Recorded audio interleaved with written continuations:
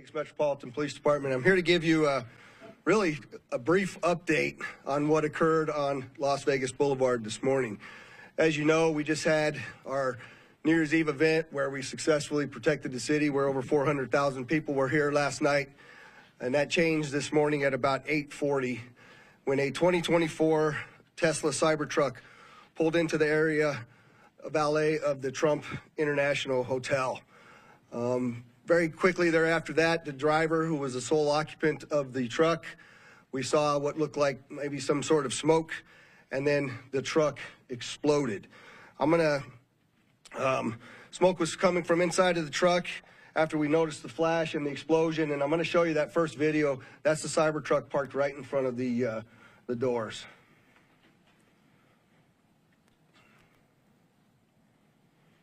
Can you play that again, Carlos?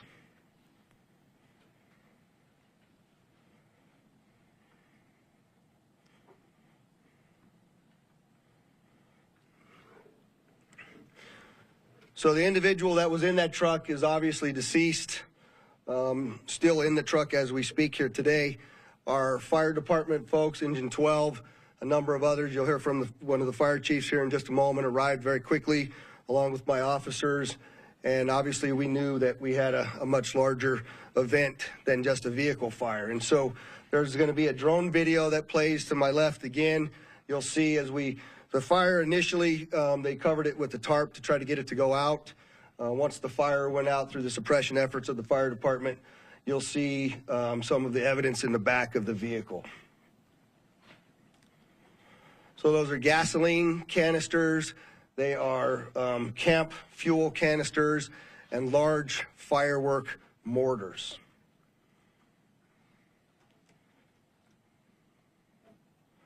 What I also would like you to pay attention to on that video, as you see that, it looks like the exterior of that truck is completely intact as it sits there.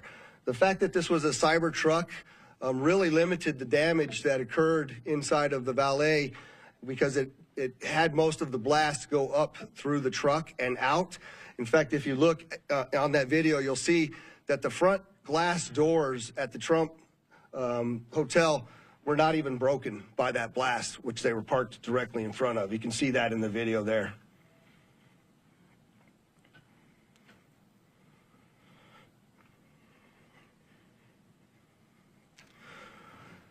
What I will update, I'm very well aware that there's a name already been reported out into the media. I am not going to confirm any names to you as I sit here today, because I cannot do that with 100% certainty of who the individual is. What I can tell you is we do know the truck was rented in Colorado.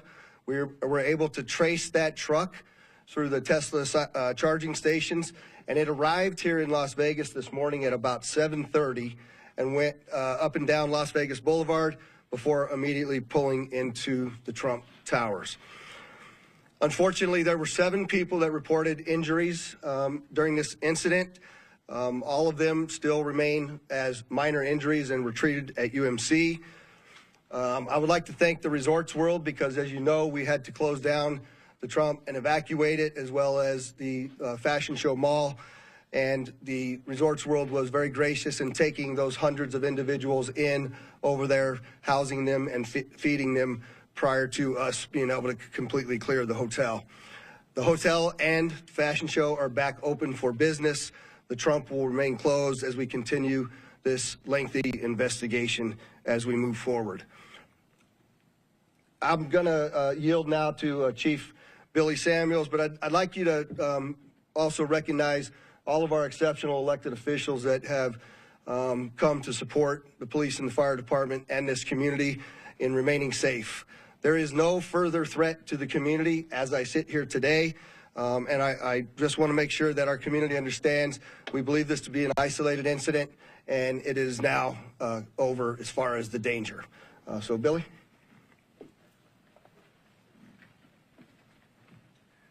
Thank you, Sheriff. I'm going to reiterate some of the stuff that the Sheriff has spoken upon. Engine 12 did arrive within 4 minutes of dispatch, did extinguish the fire with assistance from the sprinkler systems, and along with that electric vehicle blanket that we use on those operations. We did encounter 7 victims, all stable. 2 of them were transported to UMC. who have since been released. They were transported by community ambulance. A total of 13 units from Clark County Fire with 26 personnel, and then 4 units and 17 personnel from Las Vegas Fire and Rescue assisted with this operation. We always do appreciate the support that we get from our hotel partners, as the sheriff was mentioning with Resorts World. RTC did lend us 10 buses so we can refuge the people that were evacuated from the Trump Tower. Community ambulance for their transportation for us, Las Vegas Fire and Rescue, and Nevada Division of Emergency Management. And we do appreciate their support, so we can't do that without them. And like the sheriff said, last night was a huge success, but we are prepared for whatever comes our way. So thank you for that. And I will turn this over to Special Agent in Charge, Jeremy Schwartz. Good afternoon. My name is Jeremy Schwartz. I'm currently the acting special agent in charge for the FBI here in Las Vegas. The FBI is currently conducting an investigation on a vehicle explosion, as the sheriff had just shown you a little bit ago. That's being conducted through our JTTF, which is a Joint Terrorism Task Force. I want to make sure everybody understands that the task force is comprised of law enforcement officials from the entire valley here. We're not doing anything alone, and we wouldn't do anything alone without our partners making sure that we're all in lockstep. We've learned from mistakes in the past, and we're not going to do that again. We have a great relationship with our law enforcement partners, and we're going to continue to do so. As of right now, our number one goal is to ensure that we have the proper identification of the subject involved in this incident. Following that, our second objective is to determine whether this was an act of terrorism or not. I know everybody's interested in that word and trying to see if we can say, hey, this is a terrorist attack. That is our goal, and that's what we're trying to do. We have a ton of resources dedicated to this right now, and again, we're doing it with our partners. We're doing it together, jointly, and we'll continue to do so until we figure out exactly what's going on. I think most importantly, as the sheriff already mentioned, we believe this is an isolated incident. We do not believe that there's a bunch of folks out there supporting this or helping this, and we don't believe that there's any other danger to the community right now. But again, over the next few hours and days, we will continue to do our best to research that as much as we can and get to the bottom of this, and we won't stop until we're 100% certain as to what happened and why. Thank you. So I just want to clarify again so that I don't get these questions. We do know who rented the truck. We are looking at that individual, but I am not prepared to release the name of any of the individuals that we are looking at least until next of kin is notified and we have a 100% identification. So with that, I'll take any questions you might have. I can't see. Hi, Dana. Do you think it's a coincidence that there were these kinds of incidents on the same day, basically, in two tourism capitals? Do I think it's a coincidence? I don't know, but what I can tell you is we're absolutely investigating any connectivity to what happened in New Orleans, as well as other attacks that have been occurring around the world. We're not ruling anything out yet, Dana. Sure. Is there any possibility that this had a link to ISIS? There have been suggestions that the New Orleans attack might have. Yeah, so the question is there any links to ISIS? And I will tell you that we don't have any indication of that here in Las Vegas, no overt ISIS flag as was seen in New Orleans. But again, we are investigating every aspect of this, and if that comes to light, we'll certainly update you. I'm sorry, sir. What was the time between the truck's arrival and the explosion?